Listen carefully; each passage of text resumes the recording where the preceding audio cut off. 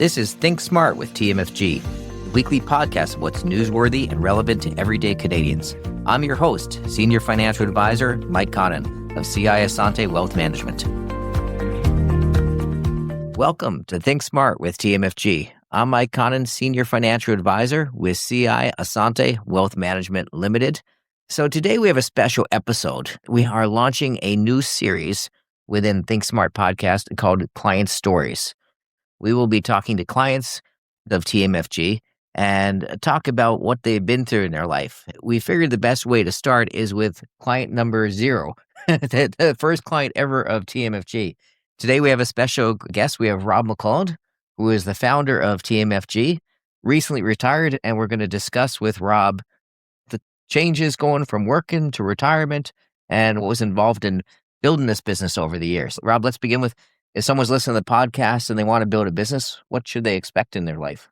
That's quite a start. It's good to be back, good to be home, and good to be in this beautiful tech office and podcast office. I love it. I had started out of university. I had worked for Hudson's Bay Company, had worked in retail and store management for about 6 years. And I had sort of looked at what the future looked like, look at the people above me and what the hours they worked and how they got compensated. And I just really didn't think it was a good fit long-term for myself. And so I was going to open my own retail store, and then the recession hit, and that was delayed. And so that was back in 1990. Why don't you explain to people what a recession is? They almost forget, don't they? They do. Yeah. And the recession was a deeper one. It was a real slowdown. And there was just no way to open a retail store at that time. So we put that off. I started doing bartending to make some money to pay the bills. And a friend of mine suggested that I try being a financial advisor. And at the time, it was, a mutual fund salesperson. So I started with this small company called Brightside Financial, and I was with them for about a little over a year. I decided I liked the industry. I just wasn't a fan of the company and the head of the company at the time, at least in my individual office. And so I reached out to a few people who were in the industry, and they recommended that I join Equion.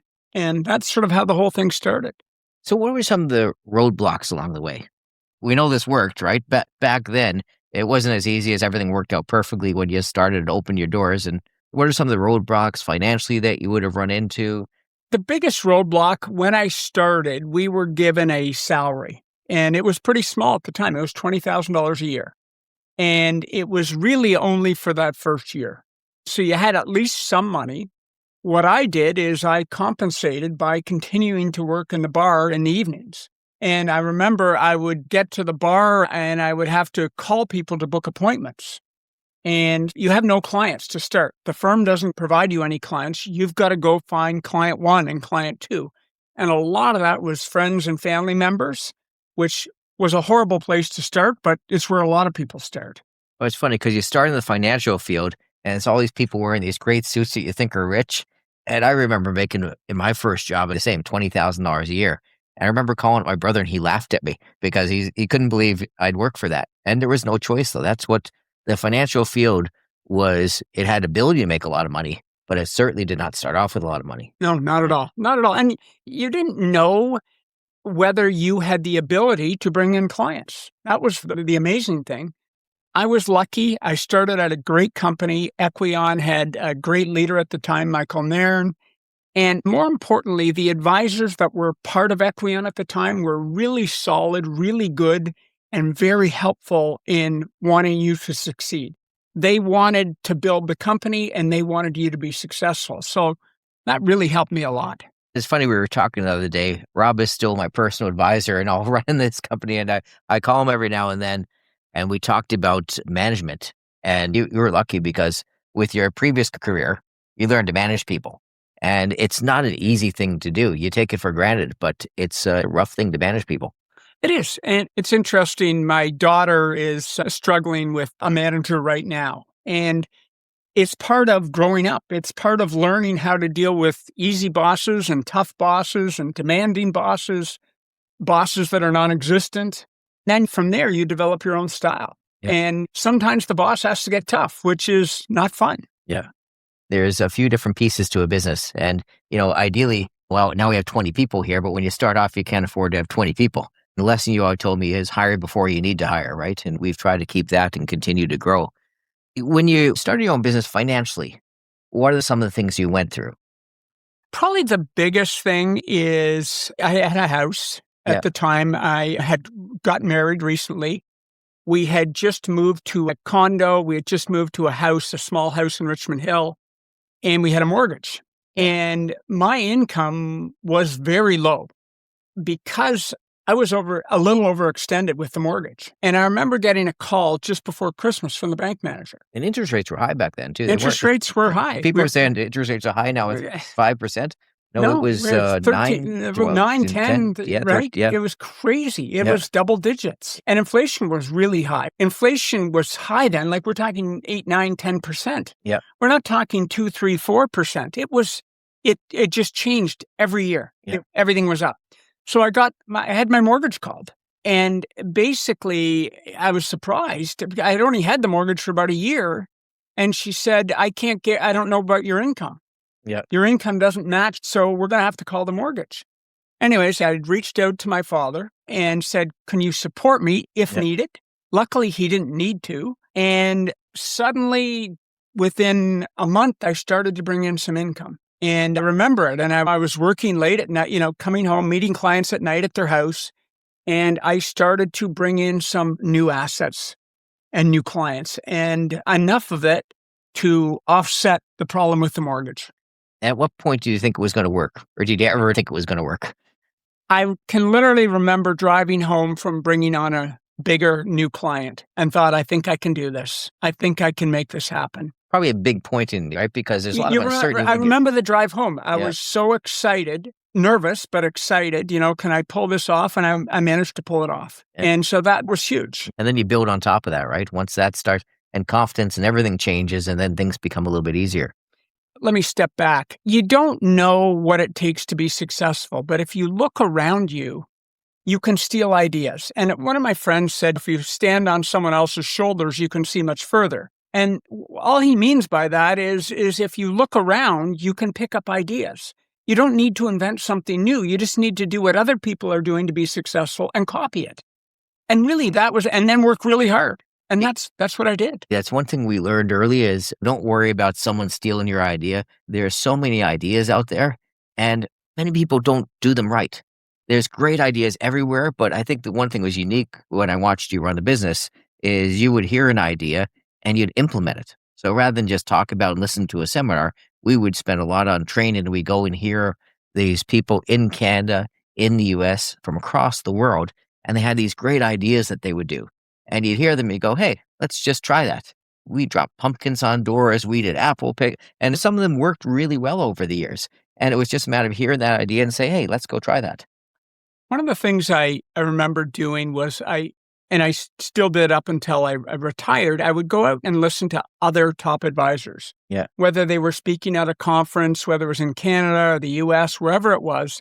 And I would take detailed notes of their ideas. Yeah. And I would come back, and on the plane, I would summarize and say, what are the 10 best ideas that I had? And then I'd come back into the office and I'd be all excited and say, okay, guys, we're going to implement 5 or 6 of these ideas right away. And the rest of the team is going, what are we doing? Like, where did these ideas come from? And you're right. A lot of them worked. Some of them didn't work. That's okay. Yeah. But you were able to start moving forward by implementing ideas, constantly changing the business to evolve. I was listening to a podcast on Amazon, and they said it's amazing how many of Amazon's ideas did not work over the years. For the most successful distributor, they've had so many ideas that didn't work, but it doesn't matter. They don't care, right? And it's just this idea, you can't be afraid of something not working because you learn from it. Jeff Bezos always just said, if you have something, you learned a lesson, then you can move on because you know about it and you know that doesn't work, or you know how to adjust in the future to make it work. And, for business owners, I always think that's a big idea. Don't be afraid to fail at little things along the way because there's lessons to be learned. Think of it's just announced recently that Meta, and you remember we had Facebook, and they renamed the firm Meta because they were moving in a completely new direction, and they're just shutting it down now. Yeah. They realized the Meta isn't going to happen. It's not going to happen. AI has changed that. AI is what's happening now. It's not meta. If we go back, some mistakes that you made that if you thought about now that really shaped how you run things, what were some of the big ones along the way? I think probably the biggest mistake, and this is interesting, but if I look back in the early 90s, there was a period of time where a financial advisor was something unique and new. Yeah. Most people were dealing with the banks. A lot of the people were dealing with Canada Trust and trust companies and things like that. And they were all invested in GICs. Yeah. It was a period of change. And I just thought that's how it always was. But it was a unique period. Bringing on clients was so easy. And we were doing one event a week. Yeah, we'd sign up a client a day. Yeah, new Right? paperwork was just, yeah. We would do an event, 25, 30 people would come out, and we'd have 10 of them as clients. Yeah. It was amazing. So the biggest mistake is not doing 2 a week. Yeah. Not just over-financing the thing. Yeah. Because that was a very unique opportunity. Now, we figured out other ways of doing it, but that time has never come again, and it never will come again. Yeah. It was a whole change in the industry that happened, and we've continued to grow along that way. The industry has continued to do spectacular things, but at that time, there was just such a big change. I think we went through a rough stock market for a period of time. People had a lot of fear in the stock market, and GICs were paying double-digit rates of return. So that risk reward that we always tell people about now, we say, hey, if you invest in equities, you don't get a reward. It didn't work for that time period. And people got very conservative, and it was time for a big change in the. Yeah, it's interesting. You look. So that was just not taking enough risk. Did you ever hire too early or too late? Never too early. Yep. Never too early.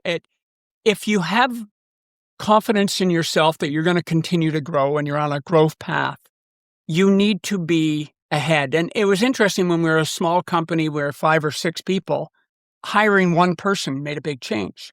Now that you're 20 people, you need to hire 3 new people at once. Yeah. To make a real change, yeah. right? It's a percentage. Yeah. And that's hard to do. It puts stress on the whole team hiring new people. I wish, in hindsight, we have better hiring tools now than we had back then. We made not some mistakes, but we learned a lot on who was a good fit and who is not a good fit. But I would always be ahead. Talk a bit about Dan Sullivan, the strategic coach, because I know that's a big part of what's made this business great over the years. So strategic coach Dan Sullivan, he is a coach for entrepreneurs, and he has been around for 35 plus years. I got into the program very early. The program was not cheap. You would go 4 days a year, once a quarter, and you would meet in a room with anywhere from 30 to 50 or 60 other entrepreneurs from across the world. And you would share ideas. And at the same time, Dan would lead you into all these different tools that helped you better analyze what you were trying to accomplish, both personally and professionally. He was a big proponent. The one thing was your focus days. And we mastered the focus days, 3 days a week where we meet with clients, Tuesday, Wednesday, Thursday. Monday is a prep day. Friday's a cleanup day. Today's a Friday. You're doing a podcast. Still in place to this day. And in theory, the weekends are supposed to be yours. Those are supposed to be free days. Yep. So I was really, once I got a good idea, I was really good at sticking to that idea. And I think that really helped me. And Dan just gave you the confidence. One of his other concepts was 10x is better than 2x. So if you're envisioning growing your business to double what it is today, that's going to limit you in what you can accomplish. Instead, imagine what your business would be like if it was 10 times the size, and then make those changes as quickly as possible. When you look at business too, and things that I've admired over the years, I'm not going to say growing a business is easy, but if you want to put enough effort and work into it, you can grow a successful business. But growing a successful business and keeping a successful family life is a challenge. And you've done a very good job of that over the years. And through a lot of the coach and learning how to delegate and that, you've been able to, still keep those two things, a nice balance between them. How do you manage that? I think that goes back to your focus days, your free days, and your buffer days. I had free days, and, I'd sort of made a commitment to my wife. I'm not going to be there during the day, although I didn't miss very many sporting events, theater shows, or anything like that unless I was out of town. I wasn't home early. I was typically home by 7 o'clock at night, and that's when I was home for dinner. I did miss some of the good times with the kids, the times, taking them to school and picking them up from school. And my wife Ingrid got to experience all that. And she's a great mother. And so that was key time for her. And the kids still reach out to her 2 or 3 times a day, I swear. But we went on a lot of trips. And I took a fair bit of the summer off. As my clients will remember, I wasn't around much in July and August. I worked 1 week in July in the office and 1 week in August. And the rest of the time I was available, but I wasn't doing meetings. Well, you had a great system where you took each child on a trip just with yourself once a year, which I try to follow that too as much as I could, but it seemed to work well for building relationships too. It was great. So Ingrid and I would alternate who would go with each child. We would typically it would be a 3 to 4 day weekend, and we would go away with them. Had to be somewhere new, although that started to change a little later on. But, I'd end up in strange places like St. Louis and Kansas City and places that you wouldn't expect because we had to find a new place to go to every time. So it was a great experience. So let's go into building the firm, right? What are you most proud of what you built here? Couple of things. As I look back now, we've got wonderful clients.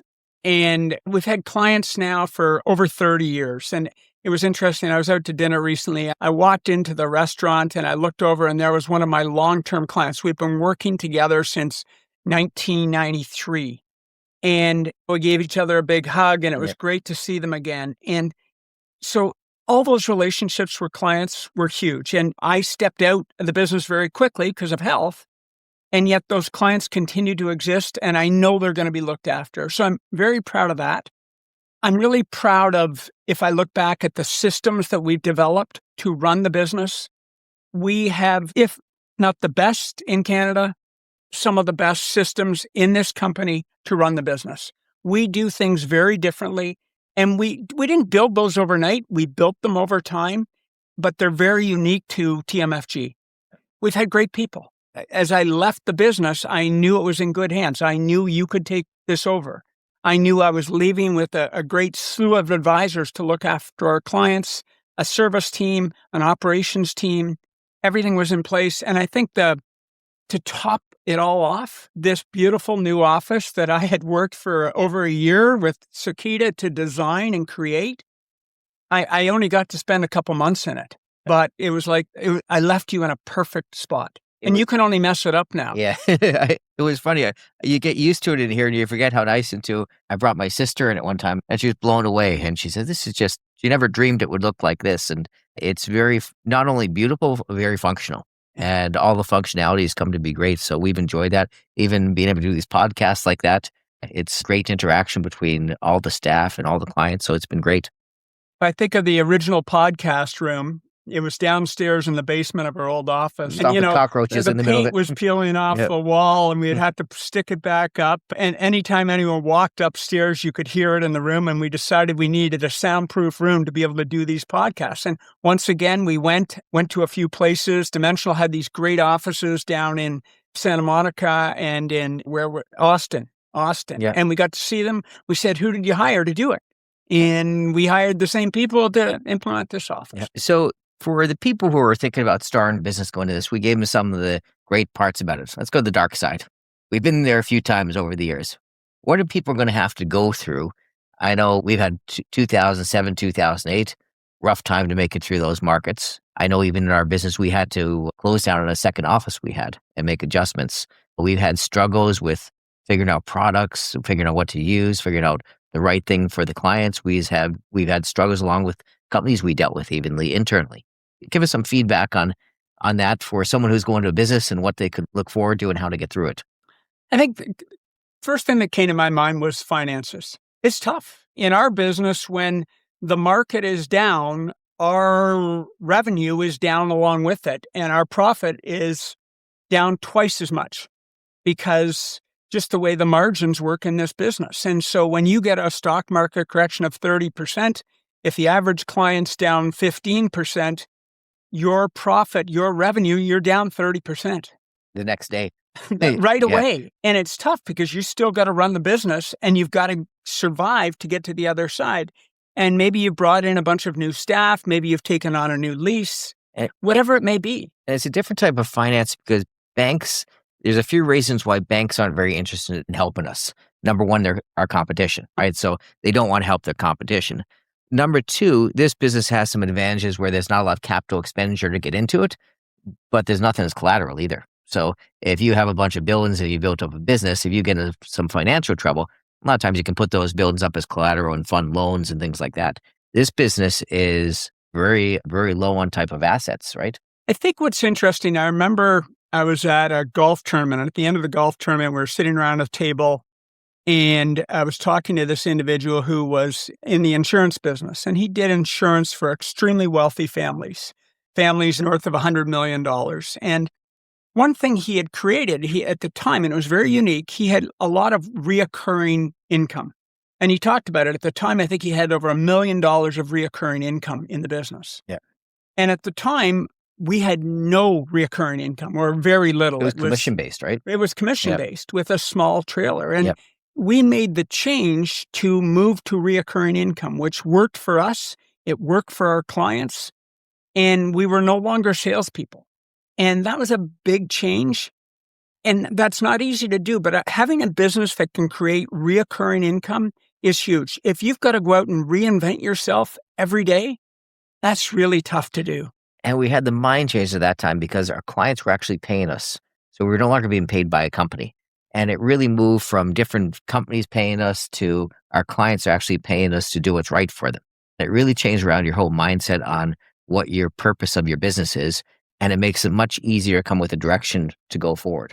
In our industry, a lot of advisors are really dedicated to their parent company. What they need to always remember is that their parent company isn't the boss.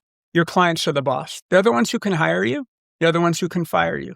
And so your job is always to look after your boss. It's what we always taught with our staff. Yeah. We're the boss. You and I were the boss at the time. Now you're the boss. Your job is to look after me, primary, number one. And my job is to look after the clients. So It's worked well over the years. worked very well. Anything else you can think of that would be important advice to people that are thinking about going into business? You have to be prepared to take some risk. Not stupid risk, not going out and buying Bitcoin and leveraging your company with cryptocurrency. Take smart, calculated risks, and you'll often come out further ahead. Calculation is the key. Do your homework before you take the risk. Don't just do it. But if you do that, you can really move your business forward. And maybe it's you're selling a product. If you're selling a product and you're doing well, expand that product line. Yep. Maybe you have to go and buy a company that's already in that product line. Now, that's one of the big things that companies do today. My brother-in-law runs a sauna company. He recently went out and bought another sauna company because it was easier than having to build it from the ground up. Yep. So be prepared to take some risks. And sometimes those are big risks. You got to sign a big check. But often they pay off. How are you enjoying your semi-retirement so far? I'm lucky. I was thinking about this today. As a financial advisor, my plan was always to continue working till I was 70, and I would sort of gradually reduce the amount of work that I would do every year towards 70. And right now, I turned 65 this summer. Mine came more like I was being let go, in that I made the decision to retire one day. And you and I talked over a weekend, and by Monday, we had an agreement, and we told the team. And that literally went from meeting with my oncologist to Monday telling the team that I was leaving. That put me in a unique position because I was like someone who just got let go after 30 years of the company and hadn't planned it out. Luckily, my daughter and I, over the summer, started this podcast called Am I Rich Yet? Yep. And that has led to me turning that podcast into a book. I'm now an author, and the book will come out hopefully this spring. I've got my graphics designer. We've got the book is written. It's 23 chapters over 60,000 words. I've now hired an editor. So the editor and I are working together. The graphics designer and I are finishing putting touches on all the graphics. And it's keeping me occupied. Yep. After that, I don't know. Maybe I'll do a tour across the country promoting the book. Podcast, writer, consultant. So keeping you, I'm trying to busy. keep you in the straight and narrow. Yeah. That's the other thing. Yep. I said to Mike, I'm still there. Mike and I Yep. talk many nights a week, and I'm there to help you continue to grow this business. So, Rob, as we wrap up, it stands out to me that this isn't just a financial firm you built. It's something you build through uncertainty, through seasons where cash flow wasn't predictable, through decisions. As we come to a conclusion, it's a pretty incredible company we built over the years and you put together, and it's been a fantastic journey. And I'm always very thankful for it because when I started off, I knew very little about anything. And it was a tremendous learning process going through all these years. And now I'm stepping into the role.